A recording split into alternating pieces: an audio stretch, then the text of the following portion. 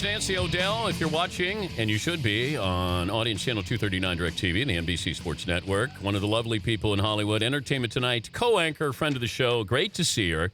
And we'll put you right in mid-conversation here. Nancy's name-dropping already. She's talking to George Clooney. And you somehow want to get a question about, is George going to have children? Babies, yes. With them all. Of course. Well, we would hope it wouldn't be with anybody else. Well, I know. I just wanted to let people know that just want to clarify. I watch, his wife, Amal. Okay. Very good. Okay, so I'm George Clooney. Okay. And you're... So I'm thinking, I got to ask him this very personal question, And the good thing about George is that he's going to be able to handle it no matter what you do, or he'll play with it. But I'm thinking, how can I, create this question that just doesn't come out with, are you going to have babies? Mm-hmm. So I go to the screening of Tomorrowland, and I took my daughter and her friends. So I thought, this is a way to tie it into the movie. So I'm like, George, so, I went to the screening last night. And by the way, my 7-year-old daughter went. She loved the movie, and her friend went, and she loved the movie. And I'm thinking, well, maybe this is why you did a Disney movie. So in the future, if you wanted to take any little Cloonies to go see your movie, you could. Right? Good, right? But that's when George goes, oh, well done, Nance. Right? He knows where you're going. He goes, I was waiting for you to get there. I knew it. He goes, don't think you were so crafty. That wasn't crafty. I knew exactly where you're going. But then he was great because he goes into, he starts imitating me and going back and forth and turning his head back and forth. And then my little angel, my little 7-year-old angel and her little angel friend. And we were at the movies. And so he gave us a great moment to play out without ever answering the question. Who's the toughest to interview? Well, I always say, and it's not because he's a bad interview, it's just he doesn't want to talk about himself. Harrison Ford is a tough one because you don't want to talk about himself and you want to ask him about himself, Especially, you want to talk to him about having all these Flying 9 lives that he has. Yeah. So he doesn't ever want to talk about himself. He just want to talk about the movie. And so it's kind of tough because you're trying to get things out about him. But it's not that he's a bad interview. De Niro's not good either. De Niro is just quiet. He's a man of few words. And he's tough to get an interview with. So you kind of have to, track him down. But if you said to De Niro, here is your role to be good in an interview, could he act in an interview? Oh, absolutely, because the man can act. Seton does a great Robert De Niro impersonation. You're good. Let's hear. You're good.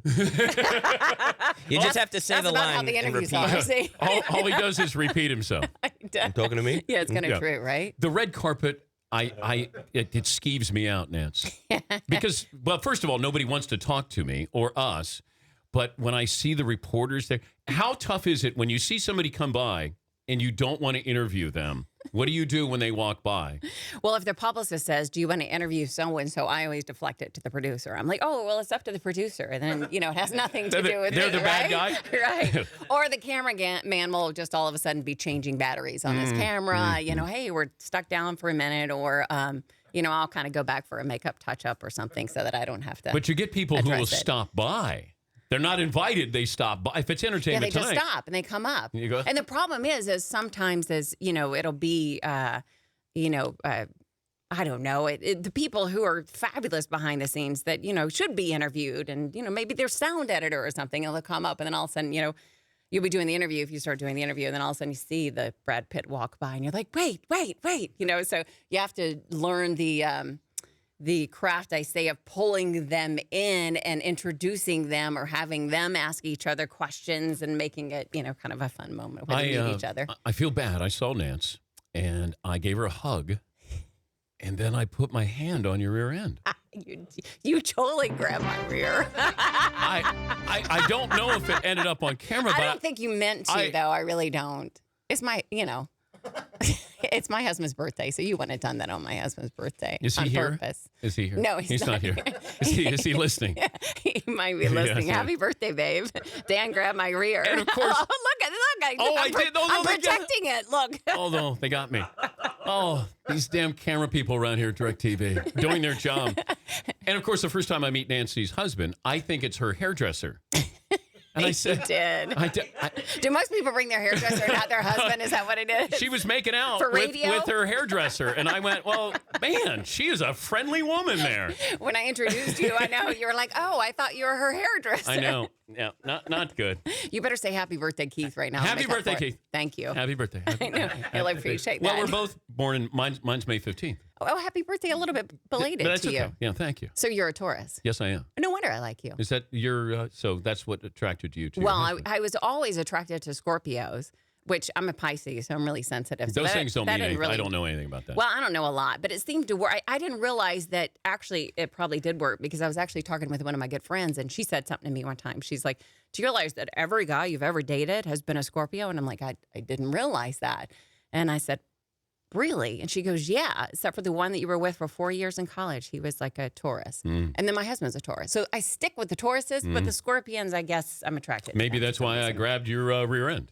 That must be what it is. You felt like you wanted to stick, right? We stuck. I felt comfortable We stuck there. together. Yes, but I did that to Kevin Frazier, too, when he You was here. did. Yeah. Well, did you enjoy me better than Kevin, I hope? I don't know how to answer that. Yes, I did. You guys had a moment when David Letterman brought in the Entertainment Tonight camera crew. How many years ago when Dave was first Gosh, starting? that was so long ago. Yeah, and that's And we played it as one of the top moments. yeah. Of course, for us, it was one of the great moments. We played it on the show last night, I think it was. Yes, you did. And look at you. I love the fact that you know what's I on the watch.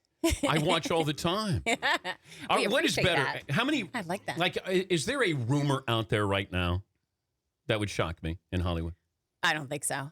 'Cause that's the crazy thing is that we see the headlines sometimes and we're like, oh my gosh, we can't do that. That's so far from true. And, every celebrity will tell you is, the craziest headlines sell the magazines and there's not an inkling of truth to them. What we have found out is that, the ones that kind of stick around for like years and years and years, usually there's some little something there that may come out in the future. But some of the headlines are just insane. What did you want from Bruce Jenner that you didn't get from Diane Sawyer's interview? I wanted to see his closet. Oh, you Such a scared me. I girl, thought you were going right? to say something else there. Yeah. Two things. I wanted to see, yes, the clothes in the closet. That's such a girl thing. And I want to hear what, if he's going to change his name, what's his name going to be? Yeah. Do we know if he's changing his name We don't know yet. to like Brittany or something like that? I don't know. Are you thinking of B? Beatrice? Yeah, I don't know. I don't either. That's why I want to know. Yeah, Dan, we got to get on this. I'd like to co-host with you one night on Entertainment. Would you? Yes. That would be Could fun. we kick Frazier to the curb and I'll come in and co-host with you? Absolutely. Sorry, Kevin. I love you very much. I think he's got it like a day. Why don't you come in today? I'm so busy, Nancy. See? So busy. He sets me up and then So just busy. cuts me off. But I would like to co-anchor with you. Well, I would like you to. I think that would be a lot of fun. I try and talk sports every now and then. I know. So. It's good. And I talk entertainment. Yeah. Nancy O'Dell, Entertainment Tonight co-anchor. You can see her every single night with Kevin Frazier. It's the place to go for entertainment news. We'll talk to the great Jerry West. He'll join us at the top of the hour. We'll try to get some phone calls in here as well. Thank you for wearing the boots, Nance. We really appreciate it. You know that I had to wear boots for you. Yeah. And of course, I have to say, while I'm on a sports show, go Clemson Tigers. I promised all my Clemson fans. Right? Look, you knew I was going to get it in.